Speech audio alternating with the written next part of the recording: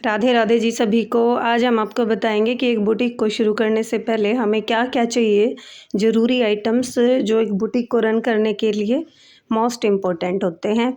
एक होती है मशीन, इस टाइप की भी ले सकते हो या अम्ब्रेला वगैरह जो भी सिंपल हो। और जिस भी मशीन के आपको डिटेल चाहिए उसके लिए प्लीज़ कमेंट करें।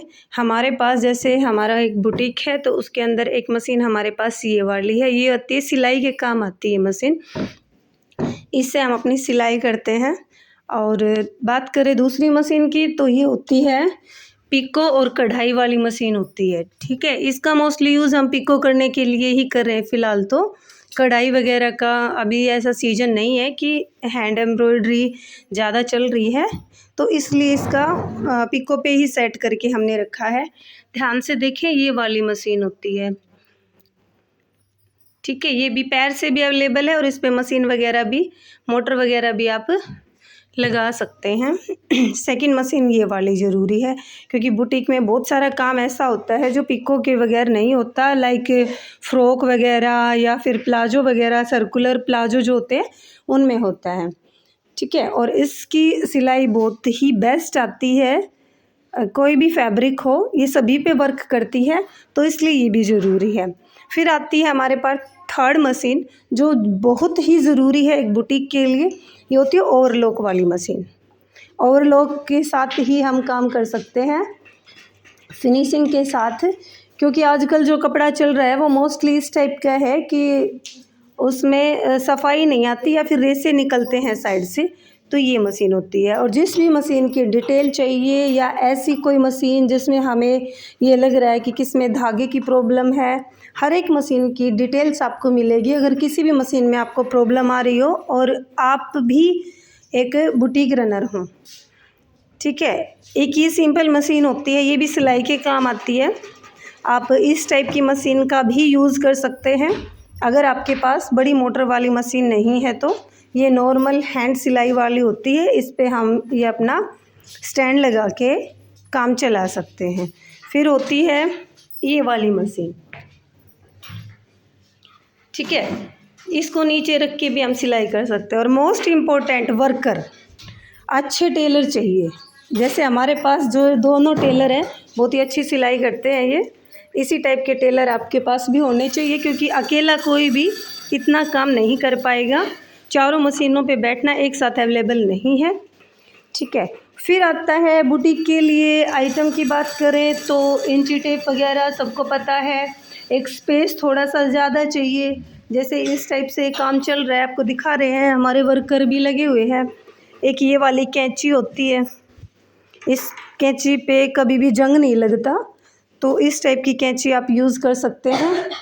सीजर नॉर्मल भी आप ले सकते हैं, ठीक है, कोई भी, लेकिन उस पे जंग नहीं लगता, ठीक है। तो ये मशीन्स आपको दिखाई गई है, इस टाइप की मशीन एक बुटीक में चाहिए। ऊपर से फिर बात करें फैब्रिक की, तो फैब्रिक हम अपने अकॉर्डिंग ला सकते हैं, इनर वगैरह, या फिर बात करें कि बुटीक में आप अलग से भी ले सकते हैं, लेकिन खुद के पास ज़रूरी है एक इनर का स्टॉक होना, क्योंकि हर एक चीज़ के लिए हम बार बार कहीं विजिट नहीं कर सकते, तो इनर वगैरह का स्टॉक एक बुटीक रनर के पास होना चाहिए, वो ज़रूरी है, ठीक है। फिर आता है लेस वगैरह का, तो लेसेस नॉर्मल टाइप की, मोस्टली तो गोल्डन और सिल्वर हमें रखनी ही होती हैं, बाकी जो कस्टमर होता है उसकी चॉइस के अकॉर्डिंग होती हैं, वो क्या चॉइस करते हैं वो अपनी खुद से लेके भी आ सकते हैं, या कुछ एक आर्टिकल लाइक दैट हम ये वाले आर्टिकल अपने पास रख सकते हैं नॉर्मल, जो सभी में यूज़ हो, ठीक है। कुछ ये मोती